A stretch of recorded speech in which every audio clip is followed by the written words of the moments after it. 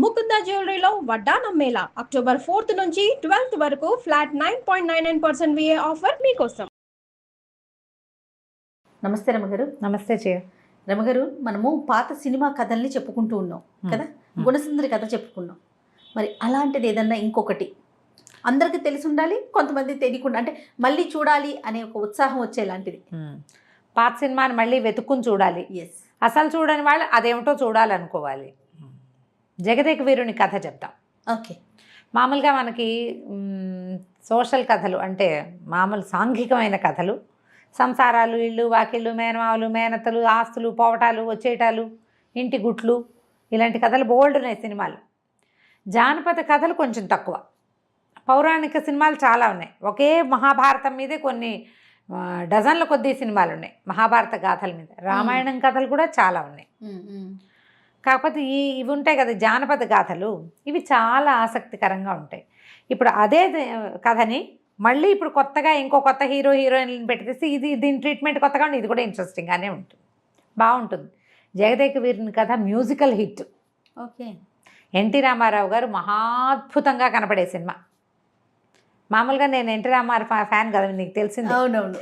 ఈయన రామారావు గారు 70s తర్వాత నేను చెప్పలేను, 80sలో రంగుల సినిమాలు వచ్చాక చెప్పను. అప్పటికి ఆయన బాగున్నారని నేను చెప్పలేను. కానీ జానపద సినిమాలలో కానీ పౌరాణిక సినిమాలలో కానీ రామారావు గారు లాంటి అద్వితీయమైన సౌందర్యవంతుడైన కథానాయకుడు లేడు అసలు తెలుగులో. మహాద్భుతమైన దైవిక సౌందర్యం, ఆయన ముఖమే చాలా బాగుంటుంది. భాష చాలా అద్భుతమైన భాష, మంచి పర్సనాలిటీ, ఆజానుబాహువైన మనిషి అవ్వటం, ఆయన కళ్ళు, ఆయన మొహము, నవ్వు చెప్పడానికి వెళ్ళేది అందం చాలా అద్భుతంగా ఉంటుంది. ఈ జగదేక వీరుని కథలో మనం సూపర్ హిట్ శివశంకరి పాట జగదేక వీరుని కథలో. ఓకే. ఇప్పుడు నీకు గుర్తొచ్చింది. ఇదే కాకుండా జరకాల ఆటలలో పాట, ఓ సఖి ఓహో మదీయ ప్రేయసి, అది కూడా అందులోదే. బోలెడన్ని పాటలు ఉన్నాయి. అన్ని పాటలు అంటే జలకాలాటల్లో. అవును. జానగారు అది వచ్చేస్తుంది. హీరోయిన్స్ ఎవరు గారు? Heroines B Saroja Devi main heroine. B Saroja Devi, తర్వాత ఏమో ఎల్వి జయలక్ష్మి, తర్వాత జయంతి గారు, ఆ తర్వాత 4వ క్యారెక్టర్ చేసిన అమ్మాయి మరి రత్నం ఏదో, ఆవిడ పేరు నాకు బాగా గుర్తులేదు. నలుగురు హీరోయిన్లు. మెయిన్ క్యారెక్టర్స్ ఎక్కువగా కనపడేది బి సరోజాదేవి మెయిన్. తర్వాత ఈవిడ ఎల్వి జయలక్ష్మి కూడా, ఆవిడ డ్యాన్స్ మంచి అద్భుతమైన పాటలతో పాటు అసలు ఆ డ్యాన్సులు, ఆ మేకప్లు, ఆ వస్త్రాలు, కథనము, మ్యూజిక్ సూపర్. సూపర్ హిట్ సినిమాలలో ఒక సూపర్ హిట్ అనమాట. జగదేక వీరుని కథ చూసేసాం మేము, చాలాసార్లు చూసాం అనేవాళ్ళు మళ్ళీ చూడండి. ఓకే. ఎప్పుడూ ఓసారి చూసానండి అనేవాళ్ళు మళ్ళీ చూడండి, ఎప్పుడు చూడలేదండి అనేవాళ్ళు చూడండి ఇప్పుడు. కథ బాగుంటుంది. ఓకే. ఉదయగిరి మహారాజుకి 2 కొడుకులు ఉన్నారు. భార్య భర్త చక్కగా పెద్దవాళ్ళు, బాగుంటారు, మంచివాళ్ళు. ప్రతాప్ పెద్దవాడు, జగజ్జిత్తు రెండోవాడు. అయితే జగజ్జిత్తు కొంచెం తింగరవాడు, స్వార్థపరుడు. ప్రతాప్ శౌర్యవంతుడు, కొంచెం మంచి తెలివైనవాడు. అయితే ఒకసారి ఏమంటే మంచి అత్యద్భుతమైన పండు వెన్నెలలో భార్యాభర్తలు మాట్లాడుకుంటూ రాజకుమారులని అడుగుతారు, ఏం చేయాలనుంది. ఇలాంటి మంచి ఊహలు వస్తాయి, వెన్నెల్లో కూర్చుంటే ఆలోచనలు మంచి వస్తాయి. అయితే ఏమి చేయాలనుందంటే ఇతను ఏమంటాడంటే, ఒక కల వస్తూ ఉంటుంది నాకు ఎప్పుడు, ఇట్లాంటి పండు వెన్నెలలో వివాహయోగ్యమైన వయసులో ఉన్న రాకుమారుడు, ఇలాంటి ఊహలు వస్తాయన్నమాట. ఇంద్రకుమారి, నాగకుమారి, వరుణకుమారి, అగ్నికుమారి, 4 దేవకాంతలు నన్ను సేవిస్తుండగా సుఖపడాలని, భోగించాలని ముందు నాకని చెప్తాడు. చెప్పేసరికి ఇవేం విపరీతమైన ఊహలు అని తిట్టిపోస్తాడు తండ్రి. పెద్ద కుమారుడు అలా చెప్తాడా? రెండోవాడు ఏమంటాడు, ఇప్పుడు అందరూ మత్తుగా ఉంటారు, ఇప్పుడు వెళ్ళి మన శత్రు సైన్యాలని మనం వశం చేసేసుకోవచ్చు, అలాంటివి చెప్తాడనమాట. పెద్దబ్బాయి ఏదో తెలివిగా చెప్తాడనుకుంటే ఇతను ఇట్లాగా మోహపరవశుడు అయిపోతున్నాడు అనిపిస్తుంది తండ్రికి. పిచ్చి ఊహలు. ఇంద్రకుమారి, వరుణకుమారి, నాగకుమారి వీళ్ళంతా ఎక్కడి నుంచి వస్తారు? దేవకన్యలు మానవులకి కుదురుతారా ఎక్కడైనా? దాన్ని గట్టిగా కాకలేస్తాడు. కోపం వచ్చేస్తుంది ఆయనకి. ప్రాక్టికల్గా లేడు కొడుకు అనుకుంటాడు అని బాగా కేకలేసి, మనుషులు సాధించలేనిది ఏముంది, ప్రయత్నిస్తే సాధించవచ్చు అంటాడు కొడుకు. ఆయన ఒప్పుకోడు. సాధించి పట్రా, అయితే వెళ్ళిపో నువ్వు ఇక్కడి నుంచి, దేశ బహిష్కరణ చేసేస్తాడు. నిన్ను బహిష్కరిస్తున్నాను, అదేంటో చేసి చూపించు అనేసరికి, అయ్యో అదేంటండి పుట్టినరోజు పూట మంచి రోజు, చాలా మంచి సమయం, పిల్లడికి ఇంకా పట్టాభిషేకం చేయవలసిన వయసు వస్తుంటే ఇప్పుడు ఇట్లాంటి పని ఏమిటని ఆవిడ ఎంత బతిమలాడినా ఆయన ఆగడు. ఇట్లాంటి పిచ్చి ఊహలు ఉన్నవాడు రాజు అయితే ఎట్లా అని వెళ్ళిపోమంటాడు. సరే తల్లి ఇది తీసుకుని ఆశీర్వాదంతో ఇతను బయలుదేరుతాడు దేవకన్యల్ని వెతుక్కుంటూ. అదే కథ ప్రారంభం కూడా. అయితే ఈవిడ మంచి మహాభక్తురాలు రాణిగారు, నిరంతరము దేవి ధ్యానంలోనే ఉంటుంది. సరే ఇక అమ్మవారి మీద నమ్మకంతో ఆమె భారం అంతా ఆమె మీద వేసి కొడుకుని పంపిస్తుంది. ఈయన వెతుకుంటూ అలా వెళ్తూ ఉంటాడు. ఈయనకి మధ్యలో ఒకడు దొరుకుతాడు, 2 చింతలు అనే ఒక అతను స్నేహితుడు అవుతాడనమాట. ఒక రాజ్యానికి రాజవ్వాలి, ఒక రాణిని పెళ్లి చేసుకోవాలి, అవి 2 చింతలు ఉన్నాయి అతనికి. నాకు దొరుకుతాడు. ఆయన రేలంగి గారు చేశారు ఆ కార్యం. ఊరికంటే కథలో కొంత కామియో ఏమంటారు హాస్యం జోడిస్తారు. ఇవి వెళ్తూ ఉంటే ఈయన 2 దయ్యాలకి 2 దయ్యాలు కలుస్తాయి వీళ్ళకి. ఎక్కడో ఒక 2 ఆత్మలు అనమాట, రాక్షసులు, బ్రహ్మ రాక్షసులు. వాళ్ళ నాన్న ఏవో 3 ఆస్తులు ఇచ్చాడు, ఆ 3టిని పంచుకోవటం కోసం కొట్టుకుంటున్నామని. వాళ్ళతోటి కలిస్తే ఈయన దేవకన్యలు స్నానం ఆడే చోటు చూపిస్తామంటారు వాళ్ళు. వాళ్ళు పట్టుకెళ్ళి ఆ దేవకాంతలు ఎక్కడ స్నానాలు చేస్తారో అక్కడికి తీసుకెళ్తారు. రోజు దేవకన్యలు ఆకాశ స్వర్గం నుంచి వస్తారు ఇక్కడికి స్నానానికి. జయంతి, నాగిని, వారుణి, 4వ ఆవిడ పేరేంటో జ్ఞాపకం రావట్లేదు నాకు. అగ్నినందన ఆవిడే, అగ్ని కుమార్తె. వీళ్ళు 4 వస్తారు అక్కడికి. సరే చూస్తే ఎంత అందంగా ఉన్నారో. వాళ్ళని మాట్లాడించడానికి ప్రయత్నం చేస్తే ఆవిడకి అస్సలు చేసేస్తుంది తన్ని. పెద్ద స్విమ్మింగ్ పూలు, ఆ జలకాలాటలలో పాట. రాయి అయిపోతాడు. రాయి అయిపోయేసరికల్లా ఇంకేం చేయాలి? ఈ 2 చింతలు కూడా ఇతనితో పాటు ఉంటే రాయి అయిపోయిన వాడిని చూస్తూ ఏడుస్తూ కూర్చుంటాడు. అక్కడ ఆవిడేం చేస్తుంటే తల్లికి ఏదో దుశ్శకునంలాగా కనపడి అమ్మవారిని ప్రార్థిస్తుంది, నా కొడుకుని రక్షించమని. అయితే అమ్మవారు ఒక ముసలి అవ్వ రూపంలో ఇక్కడికి వస్తుంది. జానపద కథల్లో ఇలాంటివి జరుగుతాయి చూడు. అయితే ఈవిడ ఇలా అయిపోయాడు, నా స్నేహితుడు రక్షించమని ఈయన అడిగేసరికల్లా ఈవిడ ఏం చేస్తుందంటే ఆయన్ని మామూలుగా మనిషిని చేసేసి ఈ ప్రతాప్ని, ఈ దేవకన్యలు ఆ అమ్మాయి వస్త్రం ఆ పైన కప్పుకునేది అది పట్టుకొచ్చేసి, ఎంత పిలిచినా వెనక్కి తిరిగి చూడొద్దు, వస్త్రం పట్టుకుని మన కుటీరానికి వచ్చేయమని చెప్తుంది. మర్నాడు పొద్దుటికి విగ్రహం కనపడుతుంది. మర్నాడు పొద్దున మళ్ళీ దేవకన్యలు స్నానానికి వస్తారు. విగ్రహం ఇప్పుడు రాయి అయిపోయాడు కదా. లేదు అప్పుడు ఇంకో పాట ఉంది, వరించి వచ్చిన మానవ వీరుడు ఏమైనాడని విచారం. ఆ పాట అది కూడా మహా బాగుంటుంది, హిట్ సాంగే అదిను. అక్కడి నుంచి చూస్తారు ఎట్లా మాయమైపోయాడు, నిన్న విగ్రహం అయిపోయిన వాడు రాయి అయిన వాడు ఉండాలి కదా రాయి అక్కడ. వీళ్ళు ఆశ్చర్యపోతారు. ఇతను ఏం చేస్తాడంటే ఈ బట్టలన్నీ విప్పి వీళ్ళు పెట్టుకుని ఒక స్విమ్మింగ్ డ్రెస్ వేసుకుని దిగుతారు. ఆ బట్టలు వేయించి ఈ జయంతి యొక్క చీరని అపహరిస్తాడు. ఆ చీర పుచ్చుకుని పరిగెడతాడు. వెనకాల ఈవిడ పంచకట్టేస్తుంది, పరిగెత్తుకుంటూ వస్తుంది. వస్తే ఈవిడ ఏం చేస్తుందంటే ఈ వస్త్రం పుచ్చుకుని ఇతను అమ్మవారి దగ్గరికి వచ్చేసాడు. వృద్ధురాల రూపంలో ఉంది కదా, ఆవిడ ఏం చేస్తుంటే దాన్ని చిన్నగా చేసి ఇతని శరీరంలో తొడలో భద్రపరిచేస్తుంది.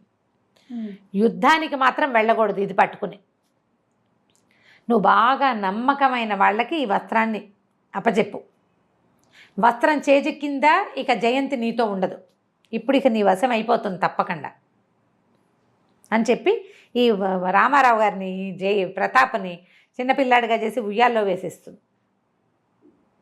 ఈ వెనకాల అతన్ని వెతుక్కుంటూ జయంతి వస్తుంది. మిగిలిన వాళ్ళు 3 వెళ్ళిపోతారు. ఈ జయంతికి ఒక ఋషి శాపం ఉంటుంది, ఇంద్రకుమారికి. ఆవిడ వస్త్రం ఒక ఋషి తపస్సు చేసుకుంటున్న ఆయన మీద పడుతుంది. నీకు ఇంత పొగరా, ఈ వస్త్రం ఏ మానవుడి చేతికి దొరుకుతుందో నువ్వు వాడికి భార్యవైపోతావని శపించాడు. ఆ శాపం వల్ల ఈ మానవుడు తెచ్చేస్తే ఇక వాడికి వశమైపోవాల్సిన ఆవిడ స్వర్గలోక ప్రవేశం లేదు ఇంకా. ఇక వెనక పరిగెత్తుకుంటూ వస్తుంది. ఇక్కడ పిల్లాడే కనపడతాడు. అయ్యో నేను నా వరుడి కోసం వచ్చాను, పిల్లవాడు ఉన్నాడంటే సరే నువ్వు సరిగ్గా ఉంటావా అని ఒప్పించి ఈయన మళ్ళీ యువకుడిని చేసి వాళ్ళిద్దరినీ కలిపి పంపిస్తుంది ఆవిడ. ఇద్దరు కలిసి బయలుదేరతారు. కామకూట నగరం, కామరూప నగరం, ఆ నగరానికి వెళ్తారనమాట. వాళ్ళతో పాటు ఈయన కూడా వచ్చేస్తాడు. ఈ 2 చింతలు వాళ్ళ కోరిక ఉన్నటువంటి స్నేహితుడు వీళ్ళ ఫ్రెండ్ కూడా వీళ్ళతో పాటే ఉంటాడు. సరే 3 కలిసి ఏదో ధర్మసత్రంలో దిగుతారు. ఆ ఊళ్ళో తమ రాజ్యానికి మళ్ళీ వెళ్ళాలి కదా, ఈ వెళ్ళే మార్గంలో ముందు ఇక్కడ దిగుతారు. అంటే మన తండ్రి ఏమన్నాడు, 4 కాంతల్ని తెచ్చుకున్నాక రమ్మన్నాడు. ఇప్పుడు ఒక్క కాంతేగా మనకు వచ్చింది. సరే అక్కడి నుంచి ఏమైంది, ఇక్కడ ఉండిపోయారు కొద్ది రోజులు. ఉండేసరికి ఈ సత్రంలో ఉన్న యువకుడి దగ్గర ఒక అత్యద్భుతమైన సౌందర్యవతి ఉందని ఆ దేశపు రాజుగారికి తెలుస్తుంది. ఈ అందగత్తెని ఎలాగైనా వశం చేసుకోవాలనుకుంటారు. ఈవిడ దేవకాంత అనే సంగతి వాళ్ళకి తెలియదు కదా. ఆ ఊళ్ళో ఇంకొక అందగత్తె తగులుతుంటే ఏకాశ ఆ అమ్మాయి పేరు. దానికి ఒకటే ఆశ, అది రానివ్వాలని ఆవిడ కోరిక అనమాట. ఏకాశ 2 చింతలు చిన్నప్పుడు బాగా చెప్పుకుంటూ ఉండేవాళ్ళం. సరే, అక్కడి నుంచి ఏమవుతుంది, ఈ రాజుగారి కథలు ఇవన్నీ కొంచెం సరదాగా ఉంటాయి సినిమా అంతా. నేను గబగబా బ్రీఫ్గా చెప్తున్నా కదా. ఈ రాజుకి 2 మంత్రులు ఉంటారు. ఒక ఆయన పాత మంత్రి, కొత్త మంత్రి. ఈ పాత మంత్రి మంచి సలహాలు చెప్తాడు. వాళ్ళు పరాయి వాళ్ళ భార్యలతోటి మనకెందుకండి, వివాహిత జోలికి వెళ్ళకూడదండి, మహాపాపం. వివాహితల జోలికి వెళ్ళిన వాళ్ళు మా అందరూ పాడైపోయారంటాడు. ఈయన నోరు మూసుకోమంటాడు. ప్రగడ ఉంటాడు 2వ మంత్రి. ఆయన అన్ని వెరైటీ సలహాలు చెప్తాడు. ఈ రాజుగారికి ఆ వెరైటీ నచ్చుతుంది. అంటే ఆ రాజు అన్నవాడు ఎవరింట్లో అందగతున్నా వశం చేసుకోవాల్సిందే అంటాడు ప్రగడ. అక్కడి నుంచి ఆ ప్రగడ ఈయన కలిసి ఈ అమ్మాయిని అవైల్ చేసుకోవడం కోసం నాకు విపరీతంగా శిరోభారం, నాగమణి ఏదో తెచ్చి పెడితే కాలకూట విషం తెస్తే కానీ ఇది తగ్గదంటారు. ఆ విషాలు అవి ఎక్కడి నుంచి వస్తాయి? ఈవిడేమంటుందంటే, నా ఫ్రెండ్ ఉంది కదా నాగిని, నువ్వు అక్కడికి వెళ్ళొచ్చు అని చెప్పి నాగలోకానికి వెళ్ళే దారి చెప్పి భర్తని పంపిస్తుంది. ఈ అమ్మాయి కోసం వాళ్ళు ట్రై చేస్తారు కానీ వాళ్ళు హ్యాండిల్ చేయలేకపోతారు. ఇతను పోయి నాగలోకానికి వెళ్ళి ఆవిడ ఇచ్చిన ఉంగరం వేసి ఆ నాగిని తనతో పాటు తెచ్చుకుంటాడు. ఒక్క పిల్లే అందగత్తెగా ఉందనుకుంటే 2వ అందగత్తె కూడా వచ్చేస్తుంది ఇక్కడికి. అక్కడి నుంచి ఇదే విధంగా 4 అందగత్తెల్ని తెచ్చేసుకుంటారు. ఈ 4 అందగత్తెల్ని తెచ్చేస్తారు. ఇలా అందగత్తెల్ని తెచ్చుకోవాలంటే ఏం చేయాలంటే, ఆయన అగ్నిలో దూకి తీసుకొచ్చుకున్నాడు ఆఖరి భార్యని. మనం కూడా అగ్ని ప్రవేశం చేద్దామని రాజుగారు ప్రగడ కలిసి అగ్ని ప్రవేశం చేస్తారు. గోవిందా, అతనికంటే ఈ అమ్మాయి ఉంది కాబట్టి. సరే, వీళ్ళ 4తో కలిసి తండ్రి దగ్గరికి వెళ్ళిపోతాడు. వెళ్ళిన తర్వాత తండ్రి చాలా మెచ్చుకుంటాడు. నువ్వు అన్నది అన్నట్టుగా చేసావు, చక్కగా 4 దేవకాంతలతోటి చాలా అద్భుతంగా ఉందంటే. తమ్ముడి కొంచెం మంటగా ఉంటుంది. ఇంతలో ఏమవుతుందంటే వీళ్ళకి ఒక యుద్ధం ఏర్పడేసరికల్లా ఇతను ఏం చేస్తాడు, యుద్ధానికి వెళ్తున్నప్పుడు ఈ వస్త్రం ఉండకూడదు. ఆ వస్త్రాన్ని తీసి తల్లికి ఇస్తాడు. అమ్మ, ఇది ఎవ్వరికి ఇవ్వద్దు, నీ దగ్గరే ఉంచు, నేను వచ్చేదాకా అని. ఇచ్చేసరికల్లా ఈవిడ తెలిసిపోతుంది జయంతికి. ఎంత ప్రేమగా ఉన్నా తన జీవితం తందే కదా, ఇతనితో జీవితం బాగున్నప్పటికీ. తీరా ఇతను యుద్ధానికి వెళ్ళేసరికల్లా వీళ్ళు అత్తగారిని బాగా ఐస్ చేసి 4 కోడళ్ళు ఆ వస్త్రం తీసేసుకుంటారు. ఆ వస్త్రం దొరికేసరికి ఆవిడకి దేవలోక ప్రవేశం, ఆవిడతో పాటు 4 వెళ్ళిపోతారు, దేవకాంతలు వెళ్ళిపోతారు. వెళ్ళిపోయేసరికల్లా ఈయనకి ఏమవుతుంది, ఇక్కడ యుద్ధానికి వస్తారు కదా, తమ్ముడు అన్నయ్య హ్యాపీగా ఉన్నాడు, రాజు అయిపోయాడు, మరి 4 భార్యలు ఉన్నారు అనేసి అతను ఏం చేస్తాడంటే అన్నయ్యని మోసం చేసేస్తాడు రాజ్యం కోసం. ఈయన కట్టు బట్టలతోటి మిగులుతాడు. ఈ దేవకాంతలు వెళ్ళిపోతున్న సంగతి తెలిసిపోయింది. ఇక వెతుక్కుంటాడు వాళ్ళ కోసం. అతను వెతికేటప్పుడు పాట కూడా సూపర్ హిట్టే, బాగుంటుంది ఆ పాట కూడా. ఇక వెతుకుతాడు, ఇంకా పట్టుకోలేకపోతాడు, వాళ్ళ కోసం ట్రై చేస్తాడు. ఆయన చేసే చివరి ప్రయత్నంలో భాగమే ఈ శివశంకరి పాట అక్కడ వస్తుంది. సంగీతంతో ఈ కొండని కరిగించాలన్నమాట. ఆ అమ్మాయి తన దగ్గర ఉన్నప్పుడు జయంతి ఏం చేస్తుందంటే అతనికి తనలో ఇంచే ఇంకొక మనిషిని సృజించేందుకు కొన్ని మంత్రాలు చెప్తుంది. అతను ఆ మంత్రం చదివితే 2గా 4గా మారగలడనమాట. అతను నేర్చుకుంటాడు అమ్మాయి దగ్గర. మా అమ్మాయి చెప్పి తనతోటి నాగినితోటి 2తోటి ఉండేలాగా చేస్తుంది అతన్ని. ఆ మంత్రంతో ఇతను అన్ని సాధనాలు తనే వాయించేలాగా చేసి ఆయనే పాట పాడతాడు, ఆయనే వాయిస్తాడు. ఆ పాట శివశంకరి పాట విన్న వాళ్ళకి తెలుస్తుంది. మనం టీవీలో చూస్తాం పాట, 5 రామారావులు 4 రామారావులు కూర్చున్నట్టుగా కనపడుతుంది, ఎన్టీఆర్లు కూర్చున్నట్టు. ఆ మంత్రం వల్ల అది చేస్తాడనమాట. చివరికి తన గాన కళతోటి, తన యుద్ధంతో, తన సహనంతో మొత్తానికి మళ్ళీ దేవకాంతల్ని తీసుకుంటాడు వెనక్కి. వాళ్ళంతా ఒప్పుకుంటారు, మేము ఇతనితో జీవితం మాకు బాగుందని. సరే, ఒప్పుకొని దేవతలకి అల్లుడు ఎలా అవుతాడు, మానవుడు, కానీ ఇలా అపూర్వమైన లక్షణాలు ఉన్నవాడు ఎవరికైనా అల్లుడు అవ్వవలసిందేనంటారు. చివరికి మళ్ళీ ఆ 4 దేవకాంతలతోటి తన రాజ్యానికి చేరుకుంటాడు. ఆయనకు జీవితం ఉన్నంతకాలం వాళ్ళు ఆయనతో పాటే ఉంటారు. కథ చాలా బాగుంటుంది, సినిమా చూడాలి. రామారావు గారు బ్రహ్మాండంగా యాక్ట్ చేస్తారు. సూపర్ సినిమా బాగుంటుంది. ఓవరాల్గా ట్రై చేసి చూడండి. నేను బ్రీఫ్గా చెప్పాను, చక్కగా ఎలాబరేట్గా చూస్తే రేలం గారు, గిరిజ వాళ్ళిద్దరిది కాంబినేషన్ బాగుంటుంది. రాజనాల్ గారును సిఎస్ఆర్ గారు వాళ్ళిద్దరు రాజు మంత్రి, వాళ్ళవి అన్ని కాంబినేషన్స్ చాలా బాగుంటాయి. ఓవరాల్గా సినిమాలో ప్రతి సీను ఇంట్రెస్టింగ్గానే ఉంటుంది. అద్భుతమైన పాటలు సూపర్ హిట్. అదే కదా. బాగుంటాయి. తప్పకుండా రమ్మగారు. Thank you so much. నమస్తే.